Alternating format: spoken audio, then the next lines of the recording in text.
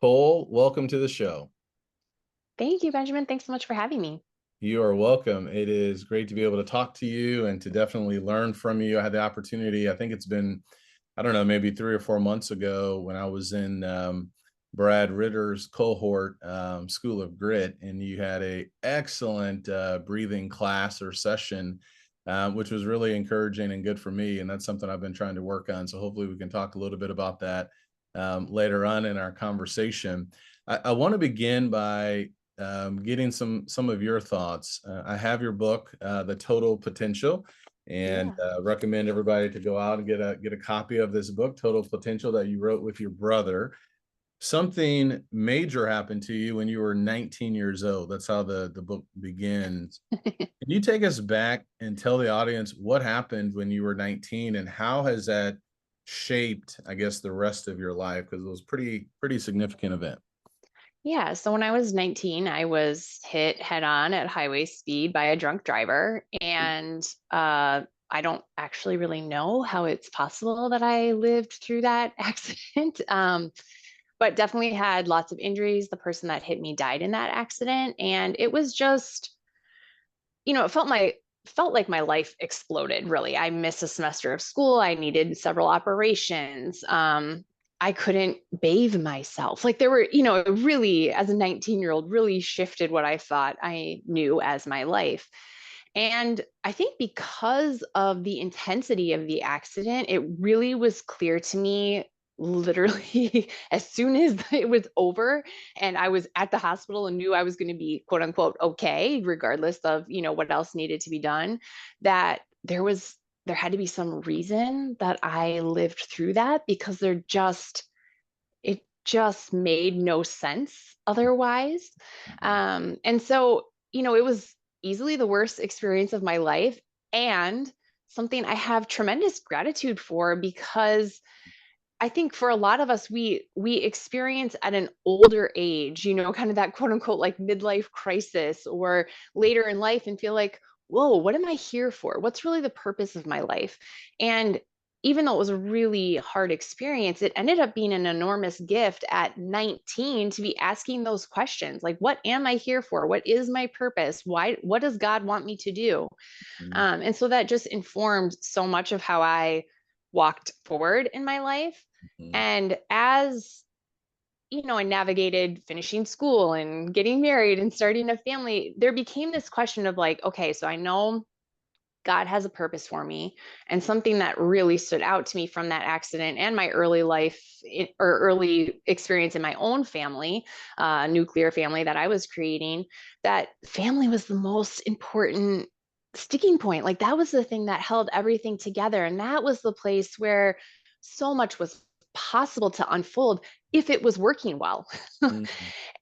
And I saw a lot of families around me where it didn't feel or look like it was working well. And I thought, what on earth? Like, there's got to be something, you God gave me this experience. It shined a bright light for me on having a strong faith and being part of my family and really taking care of myself and helping others. And then I see this thing where I want so badly for my own family to be thriving and doing well. But then how do I help other people do that? Because there's so much there. So that's kind of a long story of, Oh, that's fine. how That's I great. got to this point. But yeah, that experience was super informative on my life and one that even though I wouldn't wish on anyone, I have a tremendous amount of gratitude for. No, I appreciate you sharing that. And I'm noticing a trend. I recorded a podcast with someone a few days ago from the time that we are recording. I know that you had Brett Magpiung on your podcast, had him on Yeah. mine as well. And so this idea of purpose and just different life moments that really shift, our thinking or perspective. So for me, I have a enlarged heart and I got a defibrillator in 2010 and I was 30. So a little bit Mm. older than you when you're 19, but it really does force you or force us to ask, okay, what path, what direction am I going? So, um, I know that you're an author. I know that family is so valuable to you. You're a dietitian, you're a coach. Before the accident, can I ask, what was your path? Were you seeking to do something different? Like what did that look like afterwards, and how long Yeah. did that take to get on this path where you want to not just help your family, but other families as well?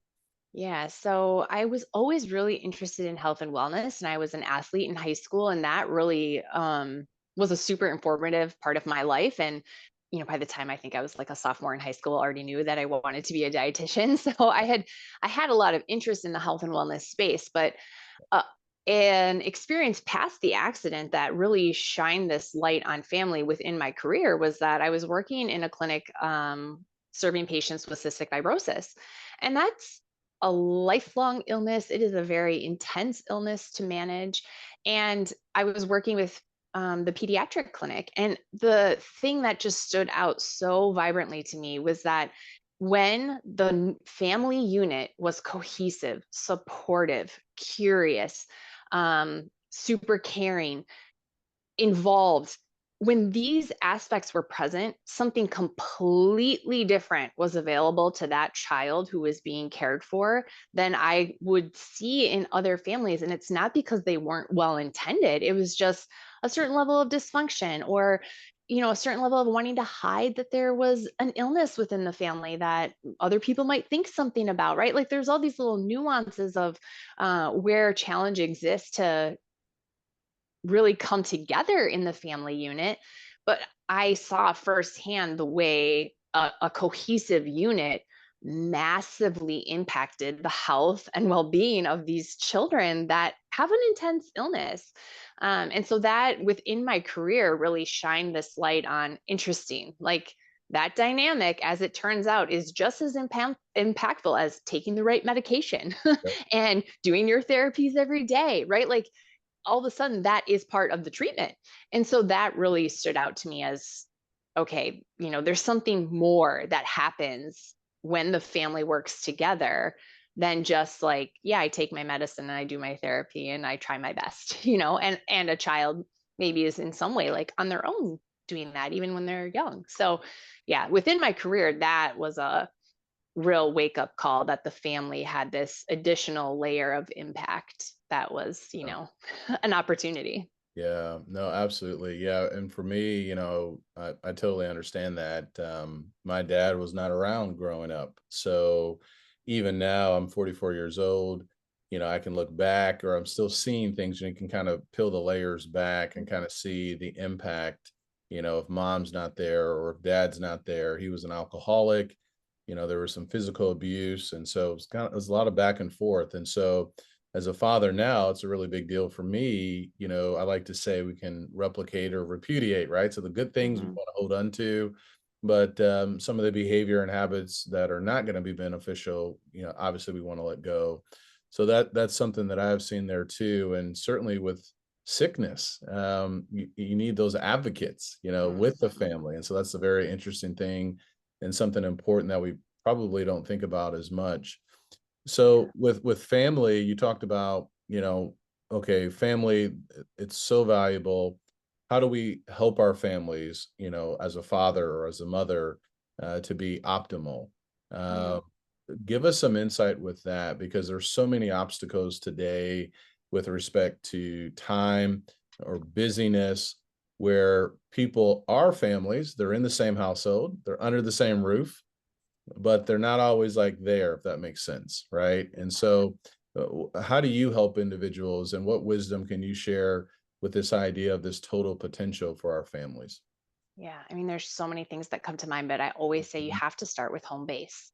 Okay. You can want a million things for your family and you can want your kids to have certain experiences, but if you're not willing to do the work, Mm, because so much of what we experience comes from the inside. We want to think it's all the environment or all a kiddo's behavior or whatever, but a lot of that is because of how we experience it within our mind, within our system, within our nervous system. And if we can't start to peel back the layers of what do we like, what do we not like, what are our strengths, what are our weaknesses, what patterns do I feel like I'm reliving, but maybe mhm. I would like to be a little bit different, even if it's just one notch different. What patterns am I reliving that actually I'd love and I'd like to really anchor in on and like make those a huge part of our family. So it has to start with home base, and that's everything from taking care of your fitness and your sleep and your mindset. And you have to be willing to do that work as the person of one, to Yeah. be able to bring that into the family even. And so I think it's easy to say like, oh, I want my family dynamic to be better or stronger or more cohesive, but it can't do that without you doing Right. the work. Yeah. So that's always my first thing. You have to Yeah. start with home base. So it's easier, yeah, it's easier to talk about all the different obstacles, but we got to look in the mirror. And this, as Absolutely. you were talking, I just thought about put your oxygen mask on first, Yeah, right? Where if we're not willing to do that work, so and that takes a lot of energy as well, it and that does. also requires that we may see some things that are a little bit hard. So, but if we are starting at home base, where would you recommend someone start? So the father or the mother, all right, this is what I want. So we can ask some of those questions. What happens after home base? Yeah, after home base, I think there becomes an opportunity to simply get curious. Okay. Ask your kids questions, ask yourself questions. Um, when you see a behavior that pops up that maybe you don't like, or you'd like to experience a different dynamic, even just asking, like, what would I want instead of this? Hmm. Right? We say we want something different, but often we have no idea what that would be. Yeah. Um, and just starting to put, because so much of, and this isn't a judgment, we're all doing the very best with what we have and the skills that we have in front of us, and our parents did the same, and we're doing the same for our kids. Like, this is not a judgment at all. It's just that when we start treating the system, the family system, as the teacher, our kids are our teachers, the dynamics are our teachers, the things that push our buttons are our teachers. That shifts the dynamic of the whole, because now everything that happens in the family is your opportunity, instead of being the obstacle that you're somehow trying to overcome and maybe resist or push away. Now every single thing that happens is like this self-fulfilling cycle where we're Um, always growing and always shaping connection and always building relationship, because we're just willing to sit there and ask the question, or uh, treat it with through a different lens, that all of these experiences are our teacher instead of the thing that we're trying to overcome. So I would say part one is start with yourself, got to take care of home base. But part two is activate curiosity, because there's so much that can unfold when we're just willing to ask new, different, unusual questions. yeah. Okay. This is good. So I'm curious now. Tell us, or if you can, share with us, how does this work in your family, right? So Yeah. I know you're putting in a lot of work personally with all the different things that you're passionate about and doing. When it comes to getting curious as a family, is that eating dinner a certain amount of times each week, turning your phones off? We have something here. I'm recording from what we call the collectible room. We have different things we like to collect, Oh, my cool. son and my wife. And so my son now has this funny statement that we do typically late at night, where if something comes up we have to talk about, he says, "Okay, we all got to gather in the collectible room." So Oh, we I all love have to that. come in here. But I'm curious, so what does that look like for you in your household with connecting and figuring out, okay, are we going in the right direction, or what do we want, or just asking some of those questions? Yeah. I kind of think of it in different chunks. So there's the Mhm. day-to-day connection piece, there's the kind of semi-regular connection piece, and then there's some things that we'll do like on an annual basis that we might pull out from a farther scope and look in at on the family. So in the day-to-day connection, that's things like, I try to I'm not perfect at this, but I try to think of new questions to ask my kids about their school day.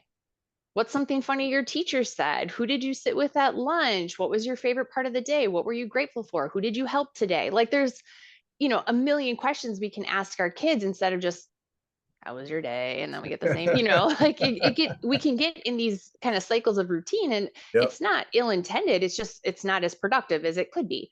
Yeah. So new questions is huge. The other thing we have like also what you're describing, a ritual of connection that we Yeah. use very frequently. So we do eat dinner together every night, and I know that's not available for every single family, but that for us is like a real gathering place. Mhm. And our ritual of connection at dinner is high low buffalo. What was your high today? What was the low? And the Okay. buffalo is the like funny or ridiculous thing that happened or Oh, that's so surprising. cool. High low Yeah, buffalo. Okay. yeah, shout out to Scott Francis. He's another coach that I know, and that was his. And I've been using it for years ever since he told me it because I just love that. Yeah. Um, so those are kind of like the routine Yeah. connections. Hmm. Some of the more like semi-regular connections might be things around sports. Like we talked at the, you mentioned at the very top of the conversation about, time and busyness. The next time a new sports season rolls around, for instance, I make no assumptions about my kids wanting to participate. Like just because they've always played soccer, I Hmm. don't know, how is this feeling for you? Where is this fun? Where does this feel like this is not interesting to you? Does it feel like it's taking time away from something else that you might want to pursue or enjoy? And so those kinds of conversations get to be not as every day, but they get to be part of the like, is this still working? Do we still like this? Is there a different choice that we would like to make in the way the family works and what we pursue? Hmm. The other thing around sports that I loved it, like I make no assumptions about how my kids feel about their performance. So this is a huge open area of conversation that I think is accessible for so many families just because youth activity is such a common part of what people experience. But like when my kiddos get in the car, hey, it was so fun watching you. How did you feel about it? What was your favorite part? What did you like? What do you think you want to do better for next time? Like I make no assumptions because what I saw is not what they experienced. And so if they ask an opinion of something, I can share that. But my question is, how do you start to trust yourself in your experience and what you know and heard and listened to? Hmm. Not me. You don't look to me for how you did. Like look to yourself. So those are, other ways that we can Oh, use that curiosity. And then on the like annual, like we love around New Year's Eve time to do a reflection. What did we love this year? What did we want more of next year? What's some of our bucket list items that we can start planning now that next year that we can make part of our next year? We have a family mission statement. Is this mission statement still true? Are there nuances about this that need to change? Are there things we need to add? So those are not everyday conversations, but those are, points of connection and curiosity that can happen on a less regular, semi-annual, annual kind of a basis. I love that. I'm taking notes. That's why I'm looking down as you were talking there. Yeah, I love everything about that. I love that idea of day to day, semi regular, and then kind of looking long term. So the high low buffalo. I noticed that when we were really intentional, and I think that's something important too. It's not about being perfect every single day, but when we were really intentional about eating together, it did make a big difference because it capped, okay, I need to be home at this time, or okay, Sure. get off the iPad. And it did foster a lot more conversation where you can have these questions, right? Which is really great. We did the same thing too last year, or maybe it's been a couple of years now. We put together a family mission statement as well, this idea of I am third.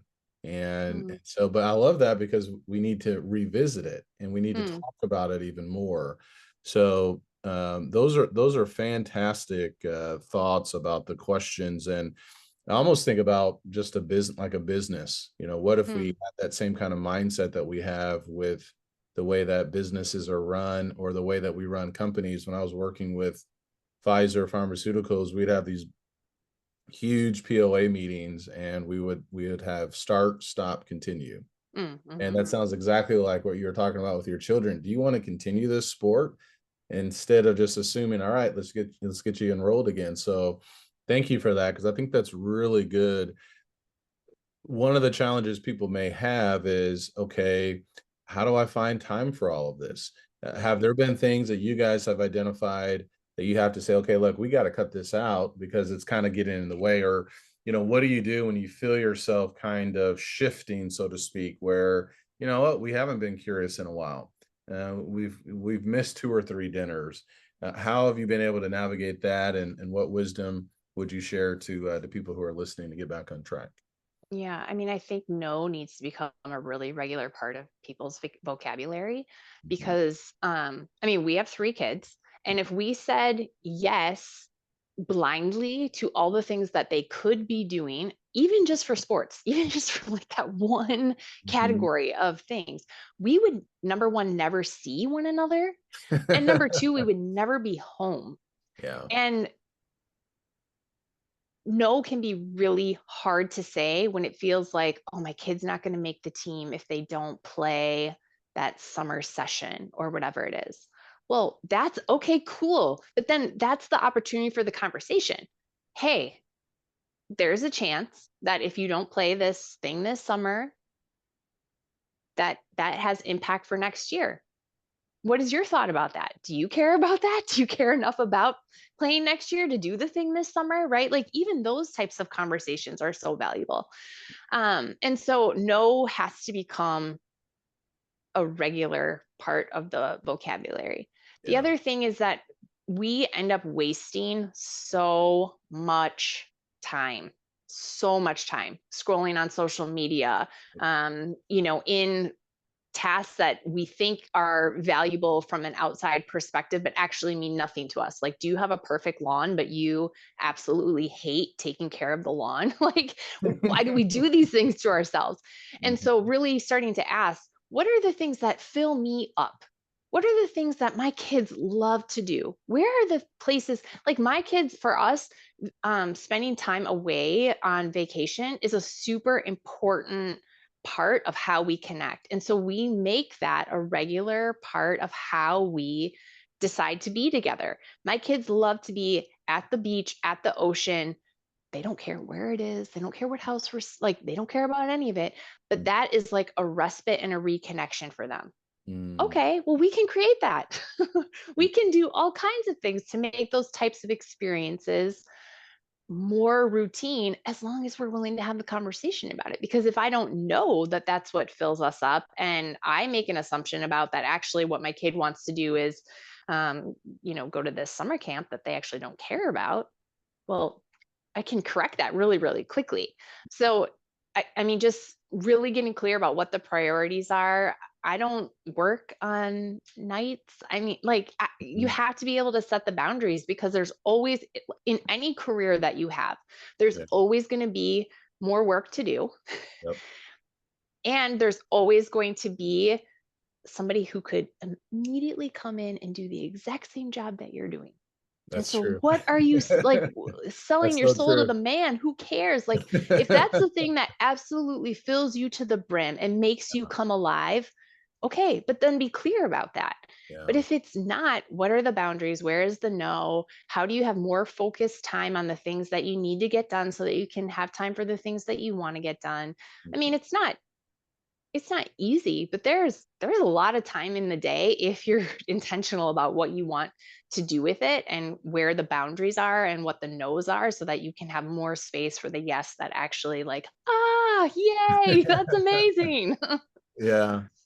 No, I love everything about that. And I was thinking too, one of the things I did last year, and you were talking about this with this idea of reflection, is I put a PowerPoint presentation together. That may be a little bit too much, but I got curious, like, what did we do in 2022? That's the other thing too, right? Because time, it just moves, we're already halfway through Moves fast. Yeah. 2023. And so I just took some time, I don't know, maybe a couple of days, and I looked at all the things that we had done, together as a family, spiritually, physically, trips, individually, Joshua's personal growth and development. I believe in coaching and just, helping him and Nikki as well. And it was really mind boggling that, man, we actually did quite a bit, and we were Yeah. actually pretty happy. And I think one of the things that gets in the way is we just kind of forget. We Yeah. forget, you know what? This year was jam-packed. We had lots of adventures.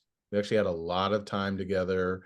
And, that's where the social media trap comes in, where you see everyone else on these trips. So right now on Facebook in particular, everyone's taking their summer vacation, Hmm. right? So people are in Israel, people are on a beach, wherever. which is fantastic. And I can fall into that if not careful. Even though Yeah. I've already been to Israel, I'm like, man, they're there right now, and so we can lose track. And so just making sure we don't, have that comparison game, that we have that reflection. And that's something else about just kind of slowing down and being present, of Mhm. actually realizing what you have. And Yeah. that's a challenge as well. I'm curious too. You do a lot with breath work and Yeah. yoga. How has that helped you with being more present? How can that help people as well being present? Because, okay, we know we want to have time together. We want to be curious. We want to talk about these questions. Family is important. They have a limited amount of time, but even being present is still challenging. So how Yeah. might those activities help us? Yeah. So this is a rabbit hole I can go way down because I just love this space and it's Yeah. so practical. Like it makes such a practical Mhm. impact on anyone's life. So the idea of presence is, can I be right here, right now? Our mind spends a lot of time in the past and a lot of time in the future, which is not right here, right now. And I think one of the reasons that family life can feel like it's so fast is there is a lot to kind of like keep track of, right? And so we can end up spending a lot of time in future state thinking, which pulls us away from right here, right now. And time will feel faster, 100% for certain, when we are not right here, right now. And so these practices, the reason they're so valuable is number one, they start to slow the mind. So, like, I'll talk about breath in a second as a tool to help slow the mind. But once the mind starts to slow, number one, you have a lot more power to be in the space of thinking, meaning like between thoughts. And that space is presence. So when we're not spinning the wheels in forward or backward thinking, there's like, uh, I mean, I'll use the word void, but it's not like a bad void. It's like a beautiful, you can sit in it space. So a couple things that happen when we start to take deep breaths. Number one is we end up massaging the vagus nerve, which is the largest nerve in your body. When your diaphragm lifts up and goes down with breath, that nerve just gets massaged every single time the diaphragm moves. And that nerve connects our gut, our heart, and our brain. And these things communicate through that nerve. Now, the most interesting part is we often think about like that nerve communicating things from our brain down to our body, but actually more information is traveling from the body up to the brain through the vagus nerve by like a long shot. And so we can then use the system as a whole. So as we start to take deep breaths, slow our breath, that massaging of the vagus nerve is sending the signal to the brain that we are calming. The Mm, system is starting to rest, and the mhm, brain will follow the body. mhm. So that's kind of like step one of using breath as a tool. That physical regulation that then informs the mind that it's okay to start slowing the speed of thought. The next phase of that can turn into concentration. If we can start to take that calming of the mind and start to focus the thought on one thing, especially if that's a really beautiful, positive, Yeah. life giving thing, right? Maybe that's a candle or a prayer or an object or a photo of your family. Like there's lots of ways we can start to use concentration, but Mhm. that becomes available as the thinking mind slows. We can start to focus attention. As we start to focus attention, now those forward and backward thoughts, they're not really, I mean, they're available.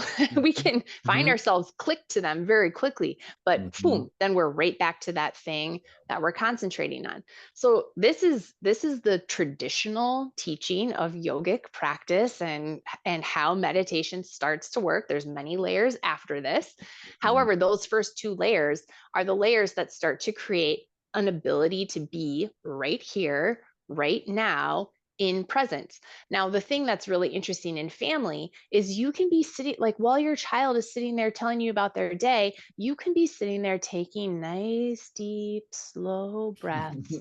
And your point of concentration is listening to their words, Yeah. Yeah.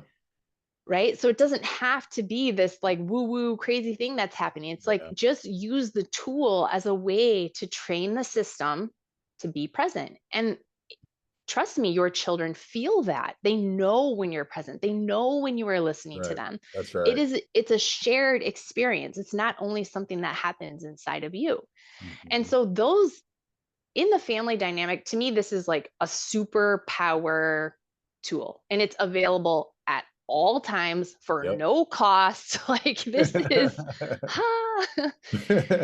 But this is how we create more connection and more presence so that we can have more curiosity and we can be, that bonding where we're our child's safe space and they know they can tell us anything because we're present and we're there to listen to it. So that's how these things kind of come together. The, breath and meditation work absolutely meets family in a really powerful and impactful way. Yeah, I love that. And a couple of things come to mind. I listened to the Huberman podcast, Yeah. and he talks a great deal about, breath work and a lot of other things too. And I just read this book or listened to it on Audible, The Stress Prescription. Mm, It's actually one of his guests, but one of the things that the guest had talked about and in the book, checking in with yourself. And that's exactly what she was talking about, right? Even like with breathing and things like that. So something, it sounds so simple, but it's often the simple things that we overlook. It's just like yeah. drinking plenty of water. Like it's not rocket science, but we know Yeah. like if you don't, you're going to be in trouble. So I really appreciate that. That's something I've been trying to do more too. I was talking to someone and one of my coaches. I've had a limiting belief, like when I work out, I need to have music. Mm, So I walk our dog Teddy pretty much every morning, and I'll listen to music or I'll listen to a podcast or something like that. And so I've started practicing no music, nothing, just mm, walking and enjoying the environment around me. And that sounds like what you're talking about. That's the idea of being present, where I can look at Teddy, he can look at me, I can hear the birds. And it feels a little bit weird because we can create these habits of we're here, but we're not fully here. And I've right. been guilty of that. I've had to apologize to Nikki or Josh. Please repeat what you just said. I 100%. didn't Yeah. hear Yeah. it. I didn't hear it, you know what I mean? And so just something as simple as that can be such a great investment, for our families. I love that. Yeah.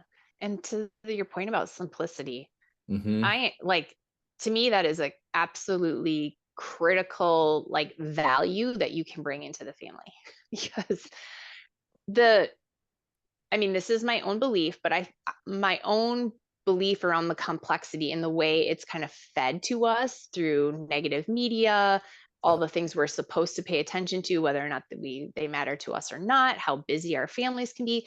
These Mhm. are all tools that pull us away from ourselves and make us malleable by outside influences. Mhm. And the power of the human being is to be present here now in my system so that Mhm. I can make a choice about what I'm going to connect to. Am I going to Mhm. connect to spirit? Am I going to connect to the person sitting next to me? Am I going to feel what it's like to be in my body right now? Because, interesting.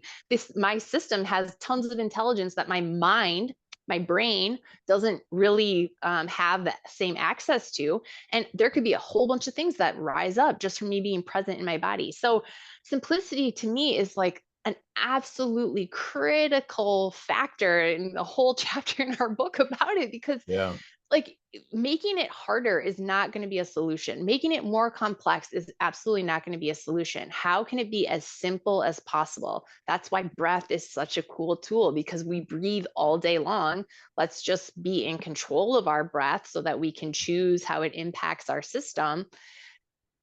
And it's right there right now. Yeah. Yeah. So yeah, I can't overstate like let's work smarter, not harder. Let's keep it Mhm. as simple as we can because then it's doable and we'll actually get it done rather than that distant thing that's out there that just keeps pulling us Yeah. outside of ourselves instead of inside ourselves. Yeah. So one of the breath work I've been trying to do, there's a lot out there. I know Oh there's yeah. different apps and things like that.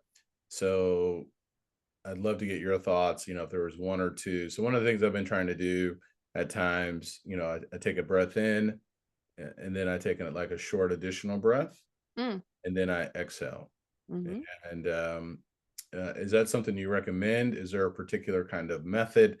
I know there's different times, you can hold it in for 3 or 4 seconds, breathe out slowly.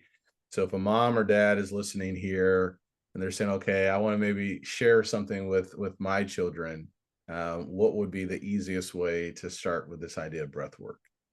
Yeah. So if breath work has not already been part of your experience, I would start with something very, very simple, like a 5 count in and a 5 count out. I mean, super simple. Just slow the normal pattern of breathing.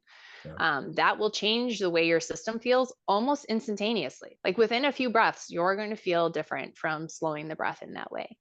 Now, there are literally like a zillion breath patterns that you could do between the inhale, a hold, an exhale, and a hold. All four sides of that breath are available and they can be coordinated in many different ways. Hmm. Um, with that said, any pattern that's even, so a 5 count in and a 5 count out, that's a very like centering pattern, very like stabilizing pattern. If you're super nervous about something and you need to kind of like down regulate the nervous system, then I like to use a pattern where the inhale is shorter than the exhale. So I might use something like a 5 count in and a 10 count out. That's called the mother's breath, where the exhale is twice as long as the inhale. That's a beautiful pattern for calming nerves, for if you're having a hard time falling asleep at night, that's a great way to start to down regulate the system. And as far as sharing these with kids, honestly, my own, like they see me do these things, like they'll come down in the morning when I'm doing my morning routine, or I'll, be on a turbulent flight and that's something that like really gets my nervous system up. Yeah. And they'll see me doing, nice, long, deep breathing. So number one, let them see you do it. And number two, when a child is amplified and you come into their presence and even have a hand on their back or hold a hand or just look them in the eyes and you breathe in a slow and controlled way, even if they don't follow you, that is a way to start for them to start to co-regulate with that pattern. And Nice. so it Okay. might not be so much that it's something you need to teach them. If you have a kiddo who does have a hard time falling asleep, awesome. Teach them 4 count in, 8 count out. Like that's a super simple, very doable pattern to downregulate. Beautiful. But if that's not their jam and you tell them about the way you feel when you breathe, but they're like, okay, that's weird, then just let them see you do it and let it be part of their environment and let them see how it changes you and how it impacts your ability to be present and make a choice. Because, you know, we always feel like we have to teach them everything. I don't know that that's true. Like, I think the They verdict's teach us out a on lot. that. Yeah, they teach us a lot. Yeah, yeah, that's exactly right. Yeah, we've mentioned that a lot, we've had to correct ourselves where Joshua has said something and, we're not always listening, Yeah. and he's exactly right. And so, he says something, I'm like, he's exactly right. So it's like, okay, when he's sharing something, we want to take that to heart. Yeah. And that's something that can definitely help them. I think it's helped him as well. We hear you, we see you, right? And we're acknowledging what you're saying. So yeah, that's very important. Yeah. Yeah.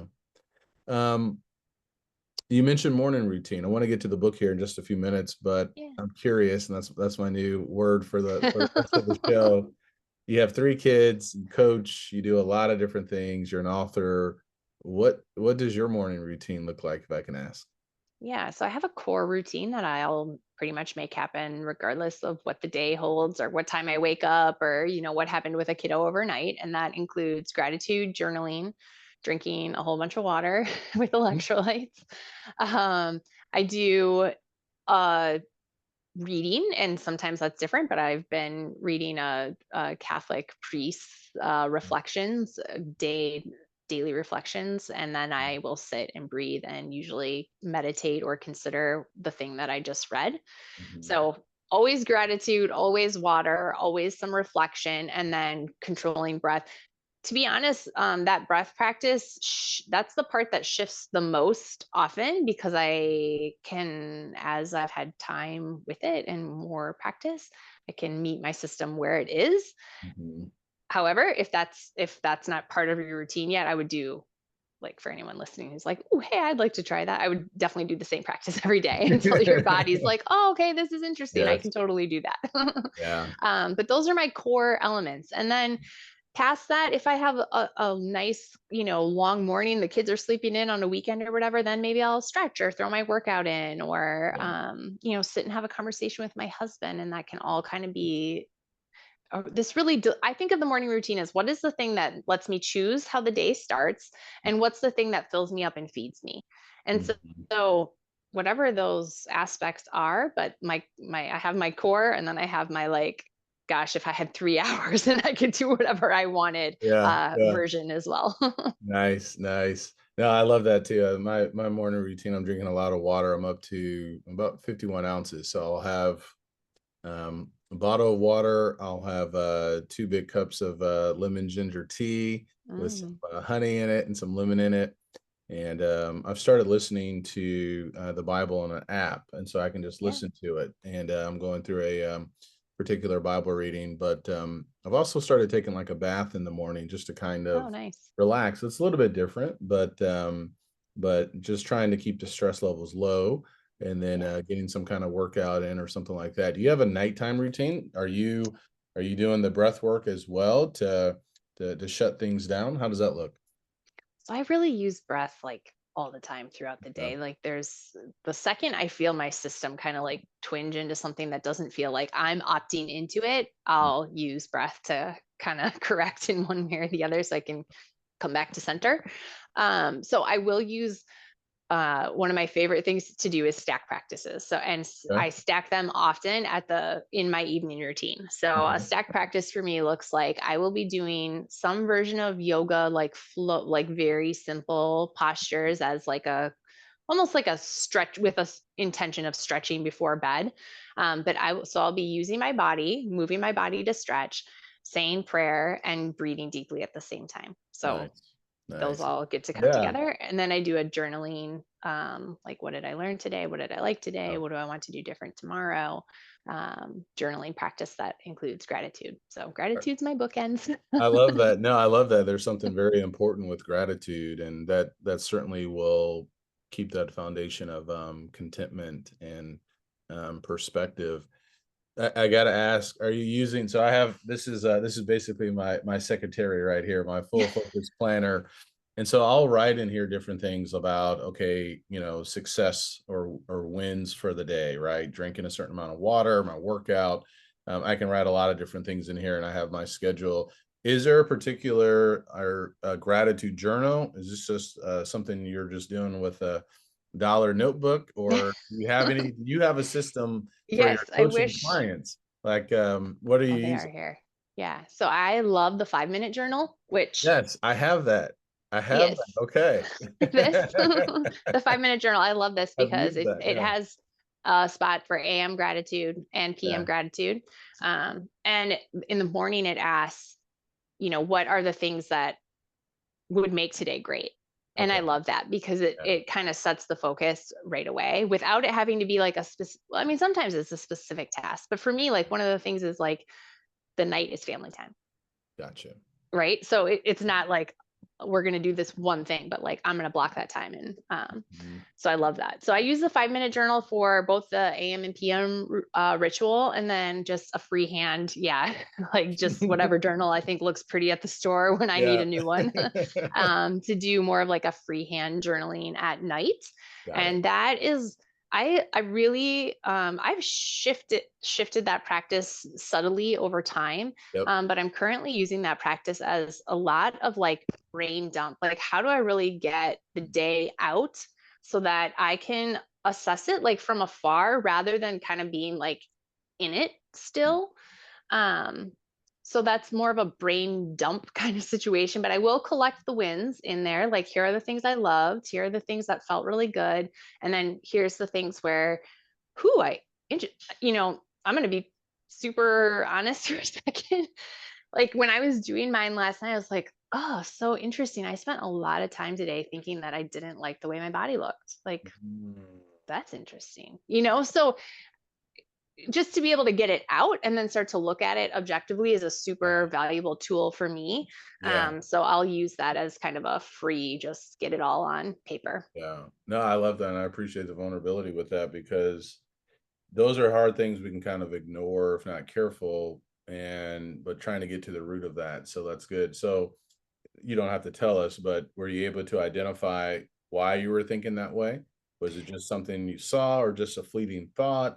And you don't have to go into details, but were Yeah. you able to kind of pinpoint it? Not yet, but I did, a lot of times when I can't yet find the root, I'll do a reframe instead. Mm-hmm. Because what will happen in the reframe is it'll still pop up, but then it'll be more nuanced. And I feel like I can follow Mhm. it a little bit further once I am trying to choose something different rather Tell than the when it's just like a free flowing thought. Does that make sense? Yeah, tell the audience what when you say reframe, what do you mean by that? Yeah, so I noticed that I was, walking by the screen door or the glass door, and like, Mhm. oh, like, "Oh, I don't like those shorts on me today, right?" Mhm. And instead, the reframe was like, I live in a strong body that does amazing things for me, and am so grateful, and I love this body, and Yeah, that's what I want to choose instead. yeah, So that's what I mean by the yeah. reframe, just No, that's choosing awesome. something totally almost like completely opposite of it. Yeah, That's yeah, still true. yeah. That's always my caveat with the reframe. It still needs to be Make it true. true. Okay. Yeah. Yeah. It's so important because the thoughts, you can they can really shift a lot, and Hmm. they can take us down a path. So catching that. So I appreciate you talking about that. And that's something else I've already mentioned. One of the limiting beliefs of you know what? I can work out without music and I can Mm. still get something done. I can still go on a walk and I can still do push-ups and things like that. I had another limiting belief too. I've been working with my nutritionist. Maybe it's not a limiting belief, but I just observed something. So today's the last day. We'll do like a 30-minute or a 30-day coaching. Mm. And then we'll take like a month off and then I'll start working with her again. So in the past, I was thinking about this when I was walking today with no music. This would be the time typically where I would say, okay, you lost like 5 pounds this month. You're down about 18 for the year. You can go celebrate eating these kinds of foods, right? And those thoughts went through my head. But I was like, well, no, no, this isn't the end. This is just Mm. a temporary, okay, we're done right now. Or, but I haven't still arrived. So that was fascinating too, just kind of catching some of those thoughts and examining them like what you're talking about, right? And just trying to get curious. That's an interesting thought. Where did that come from? And why is Yeah. that there? And so that was really fascinating, just kind of processing and seeing how all of that worked. Yeah. Our Yeah. brains are wild machines. They They'll are. They reveal a lot are. to us if we're willing to sit with them. Tell us about the book Total Potential. You and your brother wrote the book. I know we've kind of touched on some things with respect to the book. When did you guys make this decision to write it? How long did it take for you to write it? Give some details for the audience. Yeah. So from start to finish, it was about a 1 year process, which I actually was pretty pleased with. That's awesome. That is fantastic. Yeah. um, the something that had been present to us in the work that we were doing, generally speaking, was that how can you, like, when you come to our website, how do you know the path to walk? Right? There's resources, there's fitness programs, there's all these things, but like, how do you turn that into like a roadmap for you and your family? And so that's where the idea of the book was born from. Is okay, we have this vision for how people, and we're doing the work ourselves and we're getting into the research of it and all those things, but how do you give people like the nuanced way of like, this doesn't have to be complicated in family, there's lots of small and impactful ways to make this happen, and here's like, kind of the path you could walk doing this work. And so that's where the idea of the book came from. And it's been such a gift doing this work with my brother. We are about as different as people could be. He is an enormous guy and Yeah. he like loves jujitsu. And I am like the little yogi sitting in the Yeah. corner who has like a Yeah. totally different vibe. And something that's really cool about writing this book together is like, it's not just what works for me or just what works for him. Like, if these strategies can work for the two of us, and our families are also super different in the dynamics and the way that we work, then these are things that work for lots and lots and lots of people, because we literally are like as different as possible, as you could imagine. So super cool writing it with him. But we just really wanted to give people a path of like, how can you start in small, simple ways to do this work in a way that starts to shift your family to what you want to experience, not to what the world tells you you're supposed to have, but toward what really, truly matters to you and your family. Yeah. If people want to work with you, how do they find you? And is the coaching, is it just more so for, excuse me, hitting the goals for family, or broader than that? What does that look like with your coaching? Yeah. So everything you can find everything about us at thetotalpotential.com. All of our resources and coaching information and all that stuff is there. Um, Working with one-on-one coaching, we stay true to that belief that you have to take care of home base. And so we spend a good chunk of time there. Like, Mhm, let's pull back the layers on what you as a mom or a dad really mhm, need to shift or want to shift so that you can show up in the family in a different way. mhm, And then, okay, interesting. How does that start to bleed into the dynamic? How can I show up for my child in a different way? How can I activate my curiosity superpower? And what are the responses that I'm going to get? So mhm, we definitely, yeah, hold true to that. You got to start at home base, and then the work starts to, shift into what does that look like as a couple? What if my wife or husband is completely uninterested in what I think is really valuable in doing this work? Okay, cool. That could be absolutely true. mhm. And we've unfortunately, one of the things that kind of sparked this interest in working together at the start 5 years ago was that we saw people taking on developmental paths and actually their families imploding from it rather than Mm, continuing to grow and develop together. And we're like, no, no, no, no, no, like it cannot, like that is not the path we're looking for. mhm, So there's dynamics to manage when you take on a developmental path yourself, and not everyone has to be on board with what that looks like. mhm. And that's where the opportunity is. So Yeah, like, yeah, that's not a bad thing. It yeah. just means that's where the work is. So yeah, starts at home, but then yeah, we work into what does that look like in the dynamic of the family. Fantastic. I love that. Couple of more questions and we got to wrap. Please. Any book recommendations? Any books that you like to recommend outside of Total Potential, obviously, by Yeah. that, but any book recommendations? I would be remiss if I did not mention Unbeatable Mind by Mark Divine, because Mm, that is work that has absolutely changed my life, and that is true for Jake as well. So yeah, definitely that would be one. mhm, I love the Four Agreements. I think that book is really super impactful.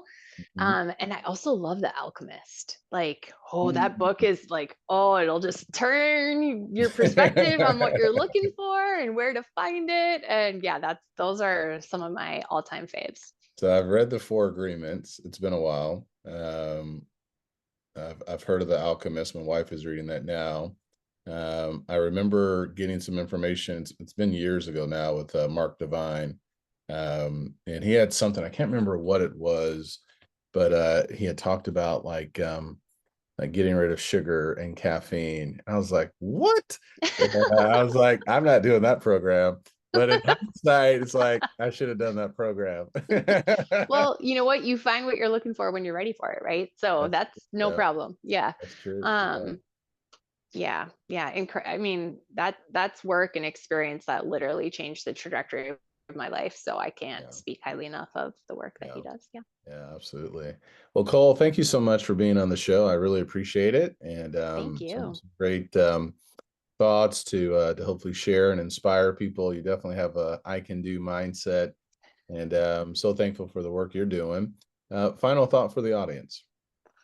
My final thought is this. I love this quote by Mother Teresa. If you want to change the world, go home and love your family. Mm, I couldn't believe that more than I do. Like, my truest belief is that if we have loving and integrated families, the world will be healed by that.